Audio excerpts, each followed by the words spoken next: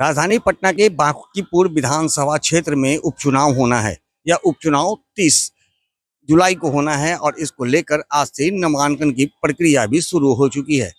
कि इसी बीच जनसुराज के द्वारा प्रशांत किशोर को बांकीपुर से उम्मीदवार बनाया गया है। तो वहीं दूसरी ओर आरजेडी से भी आज अपने उम्मीदवार के नाम की घोषणा कर दी गई है।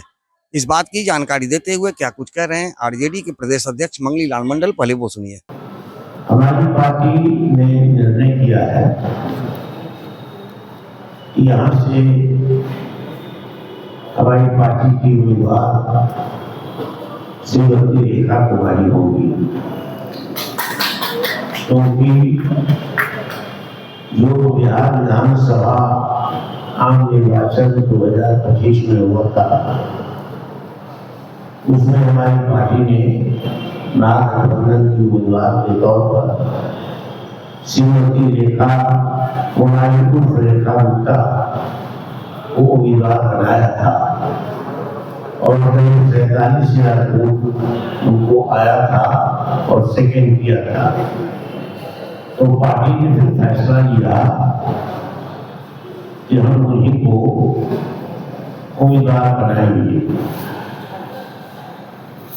तो हम लोगों को जो पार्टी का निर्णय हुआ, बाकी आप लोगों को जानकारी दे दें, क्योंकि प्रतिदिन 10-5 पत्रकार बंधु पूछते रहते हैं हम लोगों से किसी न किसी को कि आपका उम्मीदवार कौन होगा, कब होगा। तो समय पर हम लोगों ने कहा कि आपको अवगत करा दूं। तो आज 6 तारीख को पहला दिन है नॉमिनेशन का, पहला दिन है 13 तक है। तो हम लोग घोषणा कर रहे हैं, बहुत धन्यवाद, यही बात बतानी थी। रेखा गुप्ता सिर्फ राजद की कैंडिडेट है या महागठबंधन की कैंडिडेट है? अभी तक जो महागठबंधन में आगे भी रहेंगे, तो महागठबंधन की उम्मीदवार थी, हमने तो पहले कहा कि महागठबंधन की उम्मीदवार थी, महागठबंधन की तरफ से हमारी उम्मीदवार। कांग्रेस के तरफ से चर्चा है उम्मीदवार हो सकती है।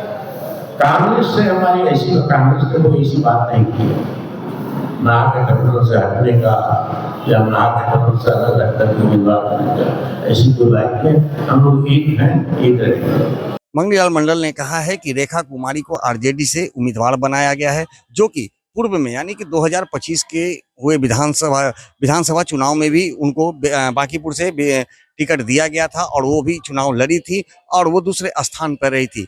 उनके दूसरे स्थान को देखते हुए जो उन्हें 47,000 वोट मिले थे, उसे देखते हुए पार्टी ने तय किया कि रेखा गुप्ता को एक बार फिर से उम्मीदवार बनाया जाएगा और इसी के तहत उन्हें उम्मीदवार बनाया गया है।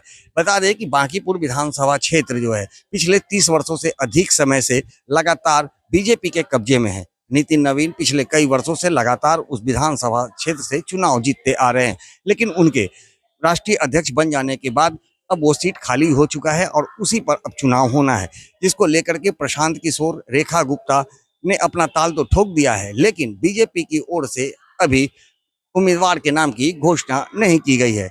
लेकिन अब देखना दिलचस्प होगा कि जिस तरह से बांकीपुर की जनता लगातार बीजेपी के समर्थन में अपना मतों का प्रयोग करते आई है और बीजेपी के उम्मीदवार को जीत दिलाते आई है, ऐसे में अब जब नए उम्मीदवार वहां से आएंगे तो उसका कितना असर देखने को मिलेगा, जनता उनका रुझान कितना देखने को मिलेगा, ये तो आने वाला समय ही बताएगा। लेकिन इतना तो तय है कि प्रशांत किशोर, रेखा गुप्ता और बीजेपी के उम्मीदवार के बीच त्रिकोणीय लड़ाई होने की संभावना बन रही है। अब देखना यह होगा कि 3 अगस्त को जो परिणाम आएंगे उसमें विधायक के लिए किसे घोषित किया जाता है।